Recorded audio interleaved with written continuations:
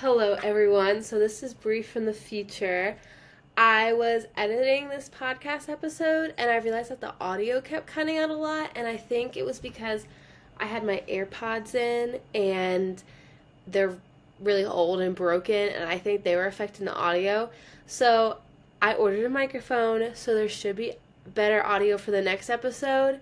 And I thought about re recording this entire episode. And then I was like, hot girls can't drive, but they also are very busy and they have lots of responsibilities and other things that they need to do. So it's just going to have to be the way it is. I apologize in advance. It'll be better next episode, I promise. But thank you for listening. Okay. Hello, welcome back to Hot Girls Can't Drive. I'm your host, Bree, and today we're going to be talking about moments in trying new things. Before we get started, hello. If you have been listening to my last two episodes, you'll have noticed that I didn't upload last week. I kind of sound like a broken record, but I was sick. I was still sick. I literally took me like 2.5 weeks to get over this sickness. But last weekend, last Sunday to like Tuesday, it was really bad. Like the worse my sickness was. So frat flu, officially over it now. Now, third episode, 4 weeks in. Hopefully, we're done now. I think, but that's why I didn't upload last weekend. Was the frat flu was still strong. But I obviously okay. So if you're watching on YouTube right now, you'll notice that the lighting is very bad, and it's very dark. And that's because I'm recording this at 8 o'clock at night because I was pretty busy today doing schoolwork and stuff since I missed class for part of this week. I was trying to get caught up. And in case you didn't know, parking garages apparently have horrible lighting. So this is what we're working with. I have my phone propped up and I have my flashlight on so you can see me. But I wanted to film like outside, like on the roof of the parking garage, but it started raining. So now we're in the parking garage. Um, and this is what we're working with. I have had what an interesting week. I don't know if you guys had a weird week, but my week was really weird. I think part of it was that I was sick, so I was just kind of in bed, and then my Apple Watch cracked yesterday, which I feel like is just a horrible omen. Like, who cracks their Apple Watch? I've never even heard of that ever. And I literally was walking into the bathroom yesterday morning and I was getting ready to go to work. And I dropped my Apple Watch on the ground and the screen literally shattered. And I was like, okay, bye. If you get 7 years of bad luck for breaking a mirror, what does it mean when you literally crack your Apple Watch? Because I feel like that's just infinite bad luck forever because I've literally never met anyone else who has a cracked Apple Watch. So that's super annoying. And now it's not even working, which I'm sure you do not care about at all, but this has been something that has like been on my mind for like the past 24 hours. I'm like, oh, I don't even have the money to get a new Apple Watch right now. What am I gonna do? Anyways, how even did I start talking about this? Today, I want to talk about trying new things because for me, this is something that's always come really easy to me. But from talking to other people, I realized that that's not something that's easy for everyone. And I have so many insane stories for things that I'll just randomly wake up one day and be like, I'm just gonna do this. Hence the podcast. And then I just kind of start doing it. And people are always like, girl, how? Like, how do you just do that? And so I wanted to talk about that. And also, I've also gotten myself in some pretty insane situations because I'll pretty much just try anything once. So I was actually thinking about this. The podcast episode ideas have just kind of been coming to me in random situations. So I was running on the treadmill last week in my really small college gym, and I was thinking about how I really hate running, but I'm trying to get better right now. And then I was thinking about this conversation I had with my mom about how I really feel like I don't have a specific talent. Like I was talking about how growing up, I did all these different sports and all these different activities, and I was never really great at anything. Like I couldn't sing, I can't dance, I was never really good at any specific sport. Like whenever a teacher would be like, oh, what's your hidden talent for like an icebreaker or something for the first day of class, like growing up, I always was like, girl, I don't know. Like I never felt like I was specifically talented at one specific thing. And then I realized that I feel like my talent is the fact that I'm not scared to push myself out of my comfort zone and try new things, which I never really thought of as a talent, or as maybe it's more of a skill, because like that's just how I grew up. Like I always grew up like, yeah, I want to do this. I'm just going to sign up and I'm just going to, I'm just going to go all in and commit. But then talking to other people, I realized that it's not easy. That's not just like an easy thing for everyone to do. And I was like, wait, that's kind of insane because I never even really thought about that. So I was like, maybe that's my talent. Maybe my talent is the fact that I can be mediocre at everything. Other than running. We all know I'm bad at running. But everything else, like maybe my talent is the fact that I can just be okay at literally everything I try. Because I feel like not everyone can do that. So that's what I wanted to talk about. I also wanted to give some shout outs before I kind of get into this. First, I wanted to shout out my friend Josh because he told me he listens to the podcast every Monday before work. And I love Josh so much. I'm going home this weekend for fall break. I'm flying back Thursday and I fly to Baltimore Thursday and then flying back to Miami next Tuesday. So I'll be there for a little bit. So I can't wait to see him and also Grace because if you're listening on Spotify, if you scroll down, there's an area where you can recommend what you want me to talk about in the next podcast. And Grace said her. So, Grace, we definitely have to start bringing some guests on the podcast. Grace, pull up, girl. Come to Miami. Come to be in my podcast. Hopefully, I can see you this break. So, hi, Grace. Hopefully, I'll see you this weekend. And also, before we get kind of into it, last week we talked about my bucket list goals, and one of them was running. And running is something that I'm kind of being forced to get better at. So I downloaded Strava, and I've been using Strava to record my runs and my swims too, but mainly my runs. So if you want to follow me on Strava and actually see how bad I am, because I feel like people don't believe me when they realize how bad I am at running. I think my username is just Bree Fish. If not, it's probably Breezy022 because that's what all my usernames are for everything. But yeah, follow me on Strava if you have it, and you can laugh at how bad I am at running and let me know how much I suck. Okay. But yeah, kind of going on to running, I think whenever I think about something that I like just completely just randomly decide to try, I always think about track my senior year. So basically, I've always wanted to get better at running, but I've always been bad. And when I got my Army ROTC scholarship my senior year, I immediately was like, well, I have to get better at running. Like now I have to get better. And I played softball for a spring sport in high school all the way up until senior year. But I never really, like, again, I was always just kind of average at softball. So I wasn't really, like, fully committed to the idea of coming back for my senior year. And then I had some friends who was on the swim team with, which was a winter sport that ran track for the spring sport. So I was like, well, maybe I should just do track. Like, I think it would be really hard, it would be really tough, but then I can go to college and I can be this amazing runner. Hint, hint. I did not get good at running doing this. Um, but the good idea was there. It was there. So I kind of just randomly signed up for track my senior year, which is like thinking back onto it now, like that was really insane. Like who starts a new sport their senior year, like 3 months before they graduate high school? Like no one does that. But I did because I'm literally crazy. So to paint the scene for you, I show up to track tryouts. Here I am, I'm a senior, I'm trying out with all these freshmen, and the head coach, he mainly like coached like the sprinters, and so I came up to him and I was like, I want to try out for the distance track team. And so he was like, okay, you have to like run, like I think he said I had to run like the 800 and the mile on the track. And so he timed me, and I think I ran like a 9:45. Um, and I remember because everyone, like, all my friends that were on the track team were kids that knew me from senior year. They were like cheering me on as I ran the mile, and I was like, bye, this is actually so embarrassing right now.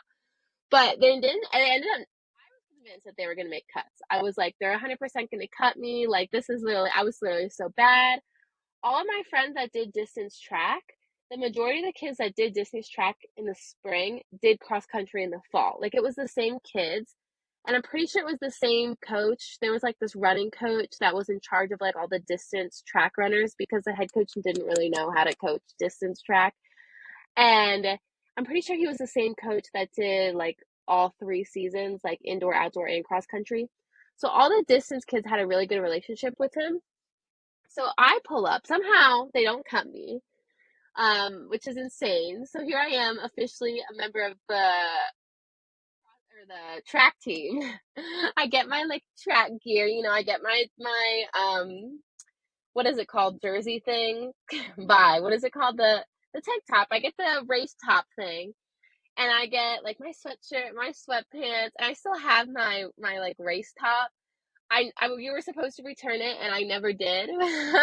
So it's still at my house. Sorry about that. Sorry about that, Arundel High School. I still have your track top. If anyone wants to come get it, they can come get it. But I pull up to the first day of practice and all of the other distance kids are like insane. Like this one, like two of the kids are like nationally ranked. Everyone, a majority of the kids I know ended up running in college. Like these kids are insane. Now, I'm over here. I run a 9:45 minute mile. It's worse now, by the way. It actually got worse than that, if you can believe it.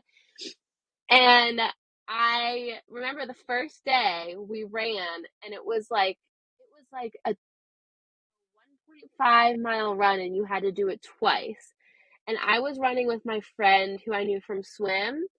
And she was a little bit out of shape because she didn't run over the winter like most of the kids did, or indoor track, but she did swim. So I remember I was running with her and my friend Amanda. My friend Amanda was also doing distance track.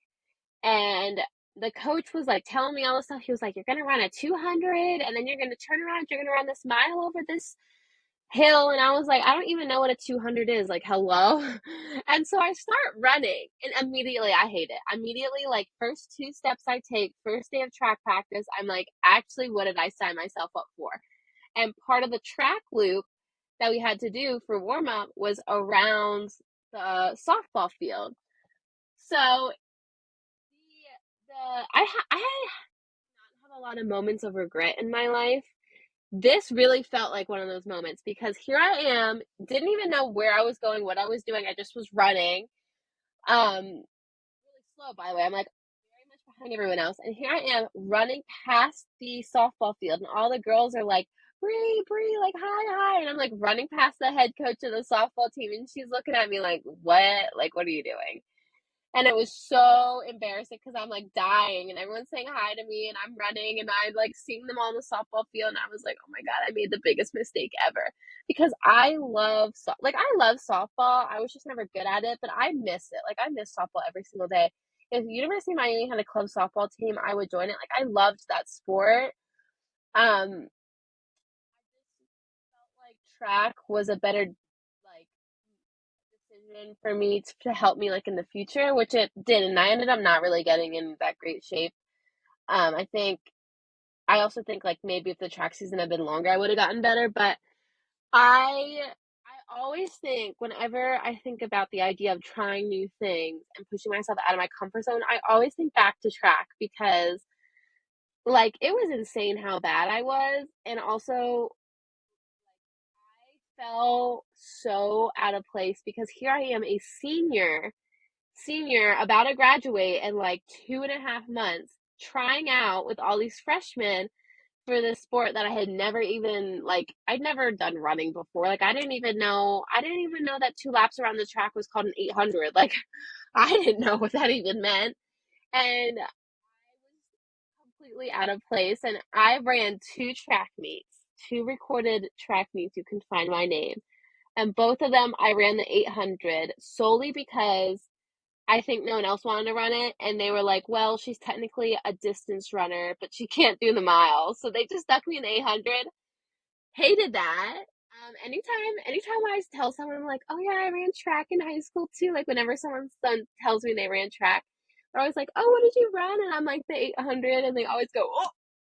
But I think it's always funny when someone that I meet in college tells me they ran track in high school, and I get to be like, oh, me too. Like, I ran track in high school.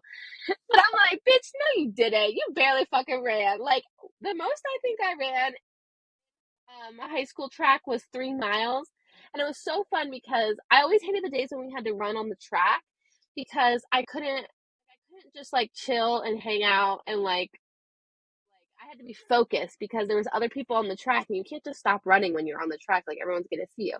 So my favorite track practice days were when we went in the woods because my high school had this huge trail in the woods that like they would do their cross country runs on.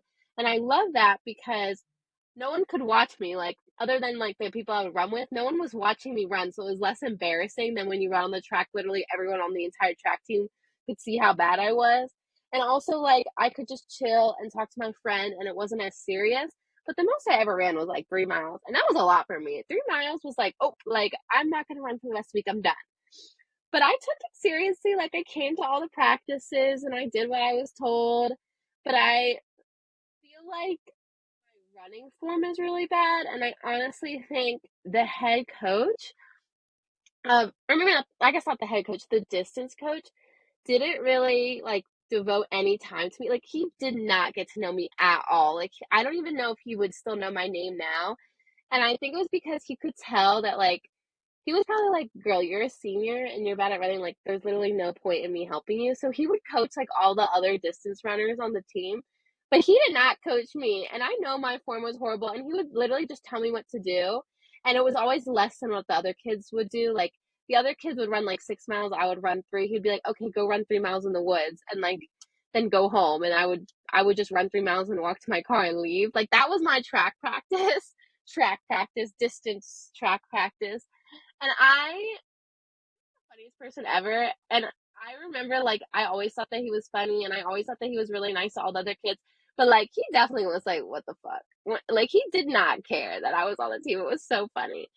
But excuse me, but anyways, track was just that was such an experience.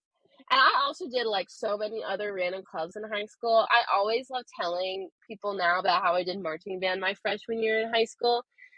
My mom and I always joke about this because my mom was the one who convinced me to join marching band my freshman year because I did bands in high school. Or not, I guess middle school. I played the bass clarinet in middle school. I don't even know why, but I never practiced. Like I was not good at instruments. I just played it because I needed like an art credit, and I took band as my art credit. And so my mom wanted me to join marching band my freshman year of high school because marching band started practicing in the summer. So she was like, this will be a great way for you to meet kids and make friends before freshman year of high school starts. So by the time school starts, you'll have already made friends from marching band camp in the summer, which is valid. Like this was a valid idea. But the band director didn't allow me to play the bass clarinet because he said in marching bands there's no bass clarinet, which I don't even know if that's really true, but he was like, you can play the tenor saxophone. It's a similar instrument. So my mom was like, okay. So I came to the school and he gave me a tenor saxophone, but he never showed me how to play it. And I never really cared enough to try to learn how to play it. So I start coming to these marching band practices, and not once that entire marching band season did I play a singular note on that tenor saxophone. And I'm pretty sure everyone knew it. No one gave a fuck. But I went an entire marching band season walking around with my instrument. I put my mouth on my instrument, but did not play it once. And I think the band director knew the whole time that I was not playing my instrument, but he just wouldn't say anything because I think he just wanted a body to like march around on the field.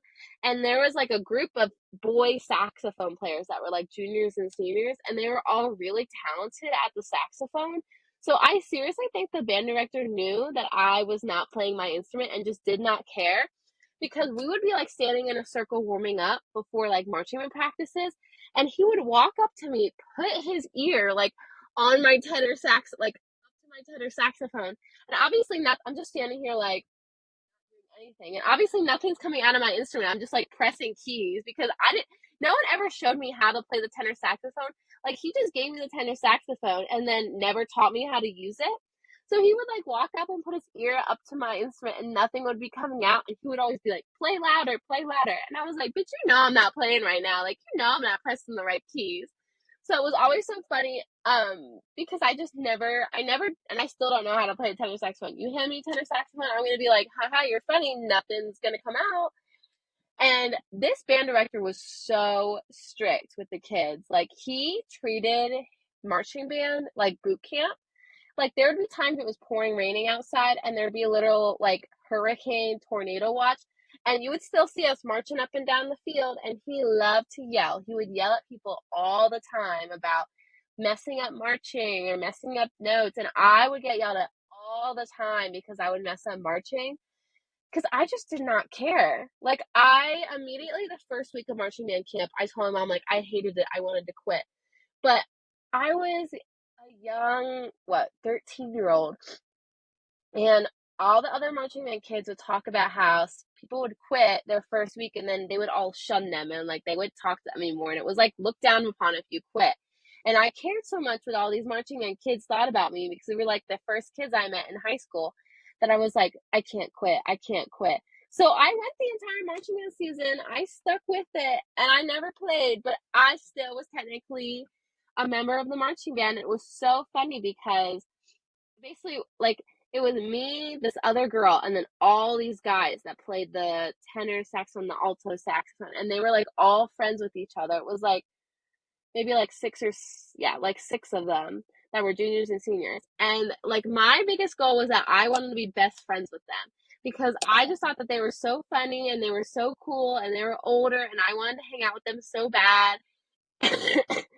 And we got to nationals, and I remember we were warming up at nationals, and the guy who was kind of like the ringleader for the saxophones, he was like the best saxophone player. He was like, all right, let's go down the line one at a time. Let's all play this like specific note in the program. And I was like, well, I don't fucking know how to play that. Like, I don't know how to play the saxophone. So we go down the line, he gets to me, and I'm like, I don't know how to play this. And immediately they all look at me and they're like, what do you mean you don't know how to play this? This is nationals. Like, we've been playing the same songs for like the entire year. And I was like, gonna be honest with you guys, I never played. Never have ever played. I have no idea how to play.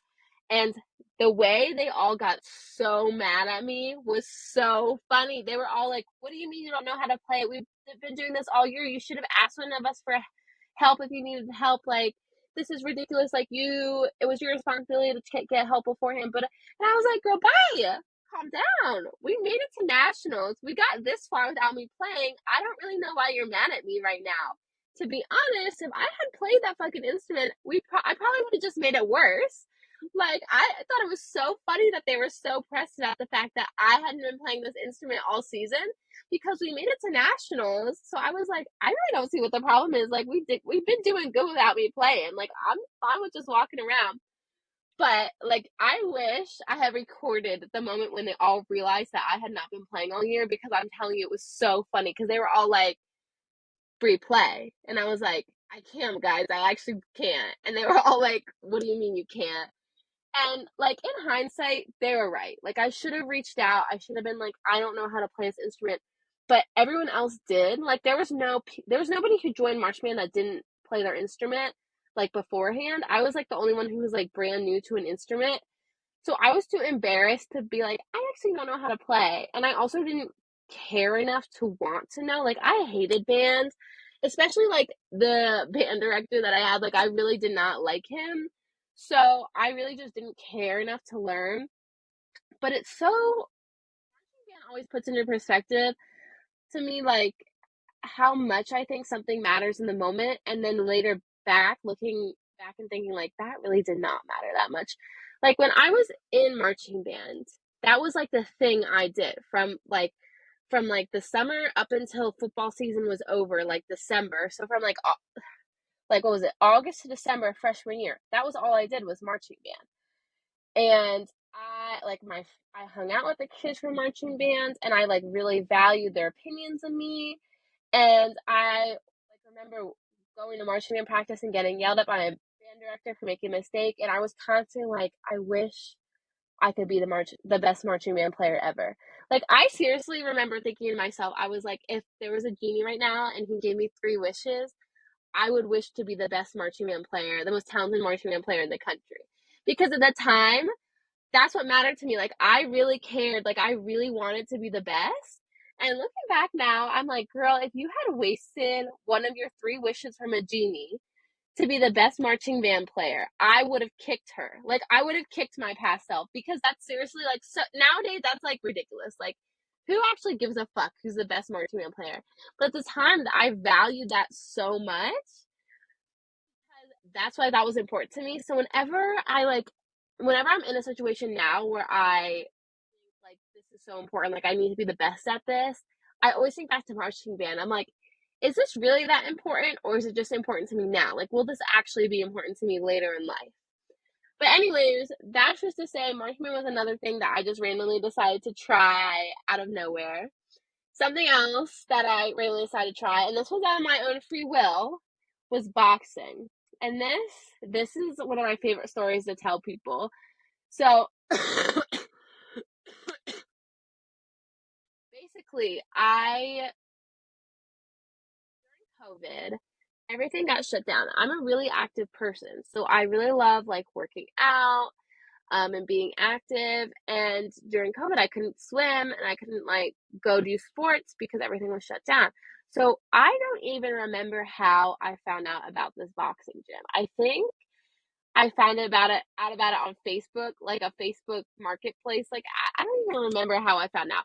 But I somehow found out about this underground boxing gym that was still open during COVID. And I had always wanted to try boxing. Like I was like, that would be such a fun sport to get into. Like that would be really cool to like be able to say I know how to box. So I told my mom, I was like, I want to go to this boxing gym. And we were very confused how it was still allowed to be open, because this was like, um, what was this? I guess this would have been winter of 2020.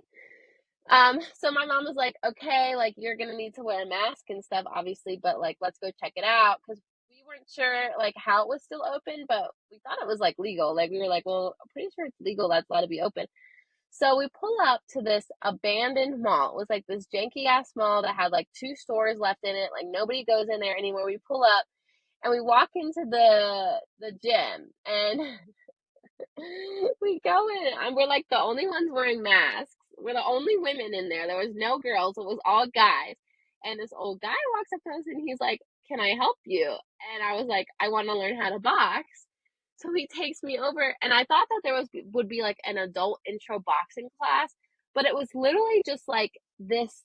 It was literally just like a boxing gym with a boxing ring and all this like equipment around it. And there was all these adult men that were like sparring in the ring, and then there was some like little kids like taking classes, like learning. But there was no one, just like a teenager there, like trying to learn how to box. Like everyone there already knew how to box. So here I am. I pull up. I'm the only female at this boxing ring. I'm like, what was I like? 16 at the time.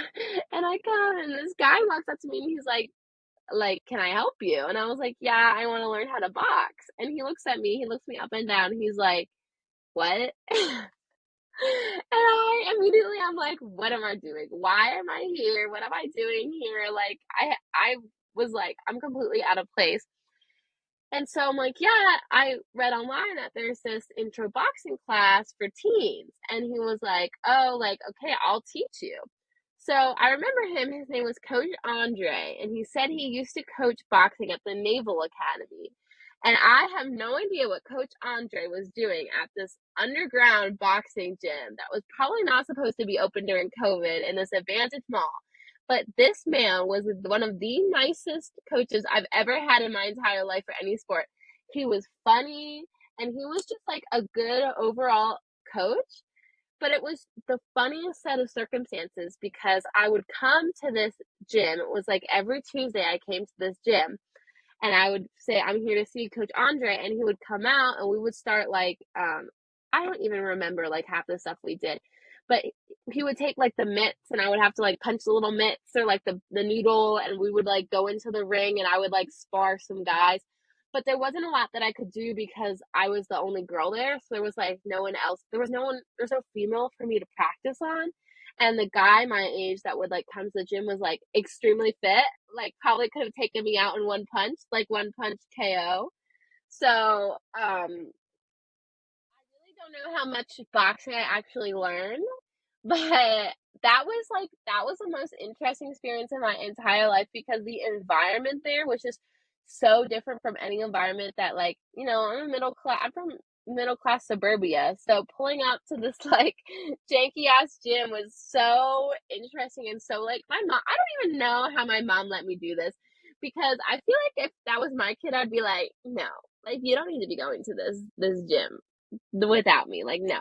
But my mom was like, okay, girl, like she would come and she would sit outside. Well, sometimes I'd go by myself, but sometimes she would come and sit outside the gym in like the mall area and just sit there and read while I was doing my boxing lessons.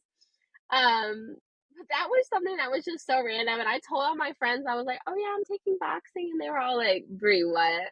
Like, what do you mean? And I was like, I just wanted to try it. I just wanted to try something new. And that's the story of my life. Like, I love just like one day and I'm like, I'm going to try this. And I just do it. And I think like it's so easy for me to be like, everyone should do that. Everyone should just go try new things. If you want to go do something, go do it. Like, YOLO, you only live once. Because for me, it's easy. Like, I'll just be like, I want to go do this. I'm going to go do it. But I've realized from talking to other people that it's not that easy for other people to just be like, I'm going to go do this. I think a lot of people are scared of failure or scared of embarrassment, which was never, I mean, that's crossed my mind before, but it's never been something that's ever really like held me back. Like, I don't really consider failure like a bad thing. Like, for me, failure is just a way to like learn. And if I fail, I just get back up and I just try it again. Like with boxing, if I get knocked down, I literally would just stand back up and be like, okay, I learned from this situation and now I'm going to try again and see if I can get better. And I'm not gonna lie to you and say that anytime I try something new, I was never scared. Like there was definitely times where I was scared and I was nervous, but that I still did it. Like whenever I'm coaching kids, because I'm a swim coach, if you didn't know, I'm a swim coach. I've had kids before in the past who are scared of getting in the water, and I always tell them, I'm like, it's okay to be scared, but we still have to do it. Like, just because you're scared doesn't mean you can't do it. You're just scared. Does that make sense? Like, I was I have anxiety, so I've definitely been scared of trying things in the past. But for me, that's never really stopped me. Like, I'm nervous, but I still do it. Um, and I definitely would encourage everyone, like, if you're listening to this, please, please, please go try something new. Like, you'll feel so much better about yourself. Like, it's a confidence booster when you want to try something new and you just do it. And I feel like I mean, something that's made it easy for me is I've always had like a really good support system. Like my mom or my friends, or my family, like they're always like, okay, like go do it. Like they'll support me. And I definitely understand the fact that it's not that easy for everyone because not everyone might have that support system. But embarrassment or failure should not be a reason to stop you from pushing yourself from out of your comfort zone and trying new things because you are going to fail. Like you are going to make mistakes. Like I'm sorry about it, it's going to happen. If you're just constantly scared about that and scared about the inevitable and it's stopping you from going out and trying new things that like you might end up really being really good at or enjoying, like it just doesn't make life fun. You know what I mean? Like stop letting fear of failure or embarrassment hold yourself back because it's going to happen and it happens to everyone and that's okay. Like it's okay to fail. And I know it's so easy for someone to be like, it's okay to fail, but like trust me, I've done it. Like I literally went to marching band and did not know how to play that instrument. Or I tried out for track and I'm literally the worst runner ever. You know what I mean? I showed up to boxing and I was the only girl there and I had no idea how to box. Like I've definitely failed, but my strategy for whenever I like get embarrassed is I just laugh it off. Like I always look at an event and I'm like, oh, like ha ha ha, like I'm so bad at running or I'm so bad at boxing. And like whenever I would like joke about it to other people, they will laugh back. And that was kind of my strategy to like not feel so embarrassed, is like owning up to the fact that I'm new at something, owning up to the fact that I'm going to struggle at something, and then laughing about it and laughing about it to other people would always just make it more fun for me, because then I was like, they know I'm bad at running, or like they know I'm bad at marching band, but it was like, it was funny. Like it was so funny my senior year, because I was like, I actually can't run, and here I am trying out for track, and everyone knew that, and everyone thought it was so hilarious, and that's what like made me kind of get over the hump of being embarrassed or scared, was because I was open to everyone about the fact that I knew I was going to be bad at something. And so kind of just like making fun of myself, I guess, kind of just made it easier to like not be embarrassed, if that makes sense. Like I constantly make fun of myself, because I think it like lightens the tension, and then it just is like it makes it obvious that I understand the fact that I'm going to be bad at something, and it's okay. So whenever we talk about running on here, whenever I start to go running, I'm always telling everyone, I'm like, oh, I'm horrible at running. So they know ahead of time. I gotta warn them, and it's okay. And now they know. So then when I start running, no one's surprised. Um, This is all to say that I completely understand that trying new things, challenging yourself, and going out of your comfort zone is not easy for everyone. Like, I get it. But it can also be so fun, and it's funny, and I have all these interesting stories and experiences and all this crazy stuff that like no one else can say that they did, because I did push myself out of my comfort zone. And obviously like I was not successful at everything. Like I'm still bad at running. I probably don't know how to box. I haven't done it in a long time, but I'm sure I would be bad at it now. Obviously, you hand me a tenor saxophone, I'm not going to be able to play it. But that doesn't mean that it wasn't fun and that I didn't learn things about myself I wouldn't have known otherwise. And it wasn't like a amazing like experience and challenge for myself. And I'm glad that I did it, but I'm still bad at it. But you want to try something, you might find something that you're just like amazing at. Like you might just find your specific talent, but you'll never know unless you try. Like you'll never know that you're an amazing singer unless you try out for like a singing competition. I don't know, that's a weird example.